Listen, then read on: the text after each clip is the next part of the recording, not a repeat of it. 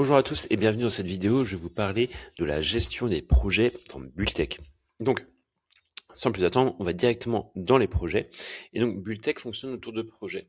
Un projet, ça va être le projet de rénovation de A à Z d'un bien. Donc, par exemple, si on prend ici la page projet, je vais retrouver tous mes projets. Je peux faire afficher plus à chaque fois pour remonter mes projets. Et je vais pouvoir aussi directement faire une recherche. Si je cherche, par exemple, voilà, mon projet de maison bourgeoise, je retrouve ici. Donc je retrouve le nom du projet, l'adresse du projet, le client, quel était le dernier chiffrage, la dernière mise à jour, et je peux aussi voir le projet, donc directement accéder à la page projet, ou je peux également voir toutes les versions qui sont, alors je n'en ai qu'une, hop là, toutes les versions qui sont attitrées à ce projet. Je peux voir directement le client, donc ses informations, et je peux enfin supprimer le projet. Alors, sur les versions, vous avez vu, il y a deux petits logos. Donc, je vais avoir le nom de la version, je vais avoir la date de la dernière sauvegarde, et je vais avoir aussi ces deux petits logos. Qu'est-ce que c'est? D'abord, on va avoir le signet. Le signet, on le voit ici, mais on le retrouve également ici. Le signet, ça permet de retrouver ces grands projets. On va avoir 4, 5, 6 projets qu'on apprécie énormément, sur lesquels on va travailler actuellement, qui vont un petit peu guider notre activité. Et donc l'objectif de ces signets, c'est d'avoir un accès rapide à ces projets pour lesquels vous avez une préférence, pour lesquels vous voulez avoir un accès rapide. Donc via le petit signet en orange en haut à gauche. Donc ça, c'est pour le signet. Ensuite, on retrouve l'étoile. Alors, un signet, vous pouvez en avoir plusieurs pour un seul projet. Donc là, je peux avoir, par exemple, je peux avoir ces 3 versions. Elles peuvent être en signet, ou je peux en avoir qu'un seul. Par contre, au niveau de l'étoile, vous pouvez avoir qu'une seule étoile, qu'une seule version étoile dans le projet. La version étoile, grosso modo, c'est la version sur laquelle vous travaillez actuellement.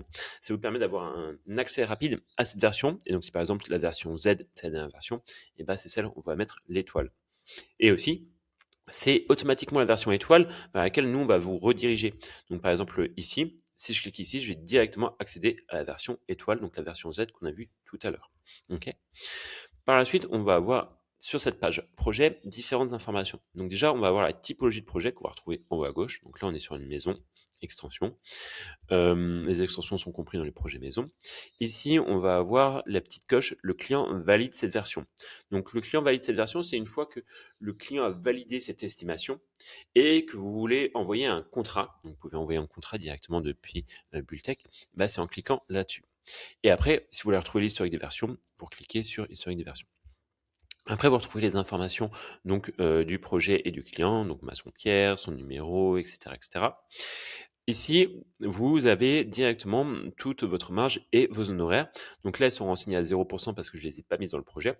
Mais si par exemple, je voulais voir un petit peu combien ça pouvait me générer si je mettais une marge à 10%, les bases, je pouvais le mettre ici. Donc un total de 7 390 euros.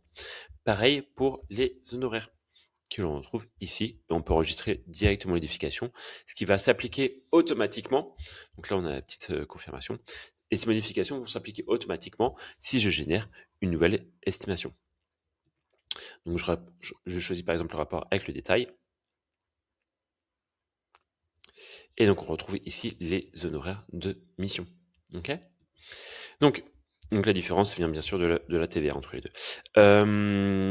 Donc ça, c'est bon. Après, on va avoir donc la version actuelle. Soit vous pouvez la modifier, soit si pour une raison X ou Y, il y a un changement dans le projet du client, vous pouvez dupliquer cette version. Et donc là, on va créer la version du coup ZA.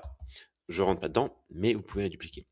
Pareil au niveau de l'estimation, donc soit vous générez le rapport PDF comme je viens de vous montrer, soit vous pouvez générer directement un rapport en Excel. Ensuite, vous allez avoir 4 possibilités une fois que vous avez réalisé une estimation. Soit vous allez pouvoir générer le DPGF, soit vous allez pouvoir générer un contrat, soit vous allez pouvoir générer une consultation. En général, c'est plutôt le contrat, donc ça c'est le contrat avec le client, il a validé l'estimation. Et donc comment vous validez l'estimation? Vous générez le contrat. Une fois que vous avez généré un contrat, vous générez un DPGF et pourquoi pas une consultation auprès des artisans. Chacune de ces fonctionnalités a sa propre vidéo. Donc n'hésitez pas à aller les regarder. Et si vous avez des questions, n'hésitez pas à nous envoyer un petit message via le chatbox. Voilà, je vous souhaite une très bonne journée et je vous dis à bientôt. Au revoir.